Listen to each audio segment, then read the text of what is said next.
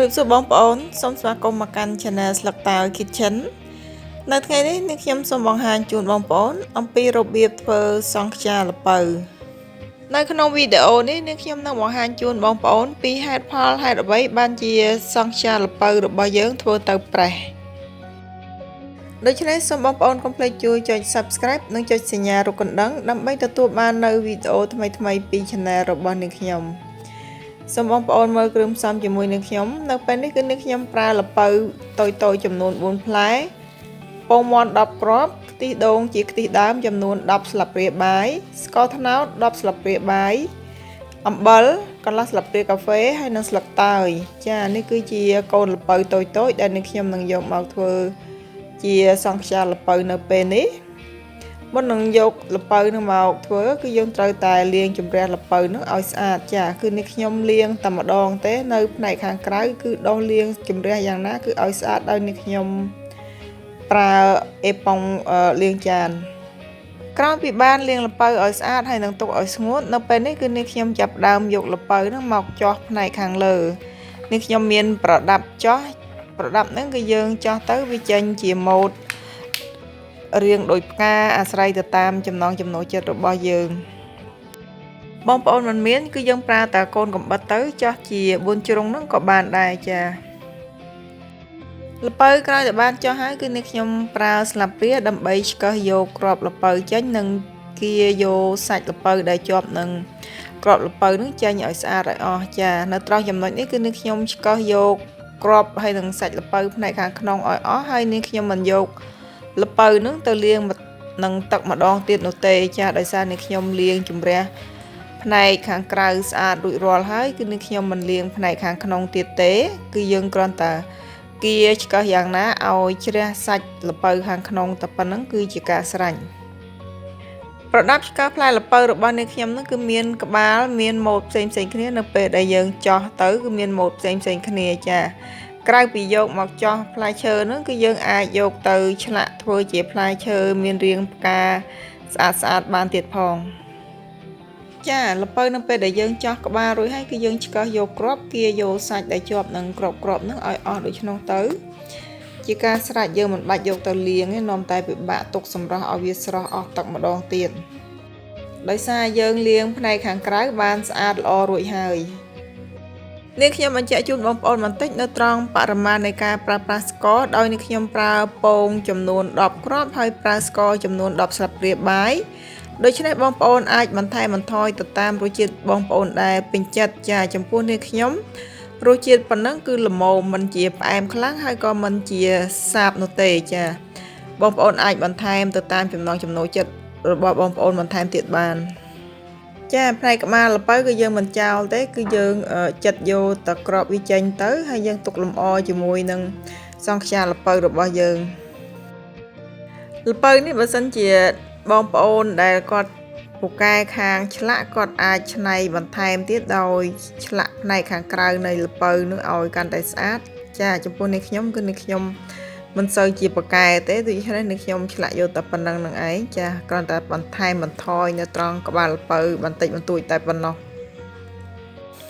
ល្ពៅយើងបានធ្វើរួចរាល់ហើយដូច្នេះយើងទុកមួយអន្លើសិនជំហានបន្ទាប់គឺនេះខ្ញុំចាប់ផ្ដើមរៀបចំធ្វើសង់ខ្យាម្ដង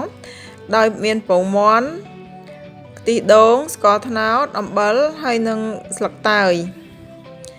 ចំពោះការធ្វើសង់ខ្យានេះបងប្អូនគួរតែជ្រើសរើសយកពងមាន់វិញល្អជាងប្រើពងទាចាដោយសារពងទា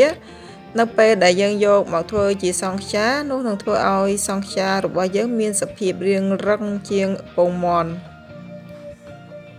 ចំពោះការជ្រើសរើសស្ករយកមកធ្វើជាសង់ខ្យាបងប្អូនគួរតែជ្រើសរើសយកប្រភេទស្ករត្នោតដូចនេះខ្ញុំនឹងយកមកធ្វើជាការល្អជាងដែលយើងប្រើស្ករសក៏ប៉ុន្តែបើសិនជាយើងមិនមានយើងអាចប្រើជាស្ករសក៏បានដែរមិនអីទេចាគ្រាន់តែថាយើងប្រើស្ករត្នោតគឺមានក្លិនឈ្ងុយជាងស្ករសនេះខ្ញុំចាក់គ្រឿងផ្សំទាំងអស់ចូលគ្នាដោយកាត់ស្លឹកតើយខ្លីៗរួចហើយច្របាច់ជាមួយនឹងពងមាន់ស្ករត្នោតបានបន្តិចមកបានចាំចាក់ខ្ទិះដូងចូលបន្តច្របាច់រហូតទាល់តែស្កររលាយអស់ ន ចំពោះបងប្អូនដែលមិនមានស្លឹកតើយដើម្បីយកមកច្របាច់ជាមួយនឹងពងមាន់នឹងទេបងប្អូនអាចប្រើជាស្លឹកអំពៅក៏បានដែរចានេះខ្ញុំចាំបានថាកាលនៅពីតូចគឺម៉ាក់របស់នេះខ្ញុំគាត់ឧស្សាហ៍ធ្វើសង់ខ្យានឹងដោយច្របាច់ជាមួយនឹងស្លឹកអំពៅពងដែលច្របាច់ជាមួយនឹងស្លឹកអំពៅក៏មានក្លិនឈ្ងុយម្យ៉ាងដែរ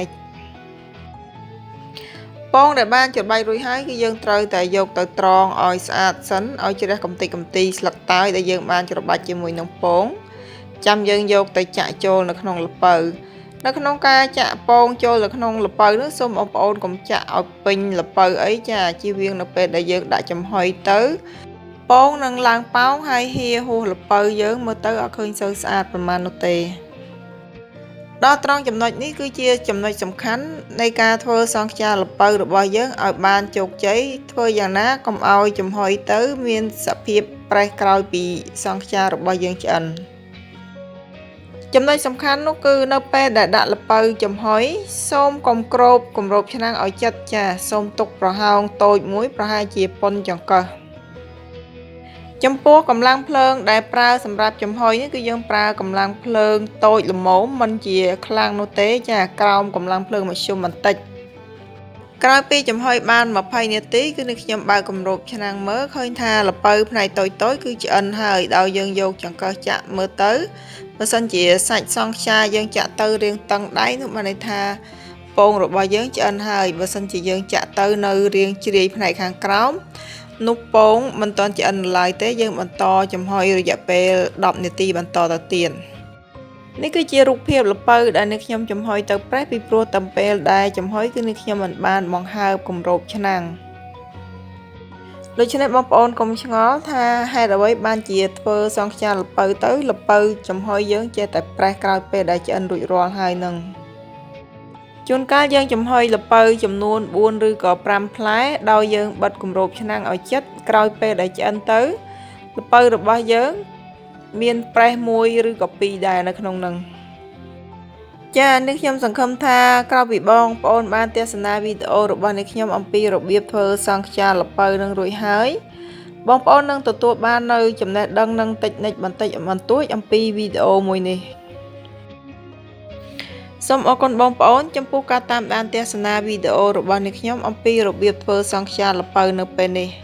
ចំពោះបងប្អូនថ្មីដែលបានចូលមើលវីដេអូរបស់នេះខ្ញុំហើយក៏ប៉ុន្តែមិនធ្លាប់បានចុច Subscribe នៅឡើយសូមបងប្អូនកុំភ្លេចជួយចុច Like Share Subscribe និងចុចសញ្ញារូបកណ្ដឹង ដើម្បីទទួលបាននៅវីដេអូថ្មីពី Channel របស់នេះខ្ញុំក៏ដូចជាការផ្ដល់នៅកម្លាំងចិត្តដល់អ្នកខ្ញុំនៅក្នុងការផលិតវីដេអូចែកជូនបងប្អូនជាបន្តទៀតផងដែរសម្រាប់ពេលនេះអ្នកខ្ញុំសូមអរគុណសូមជម្រាបលាជួបគ្នានៅវីដេអូថ្មីក្រោយៗជាបន្តទៀត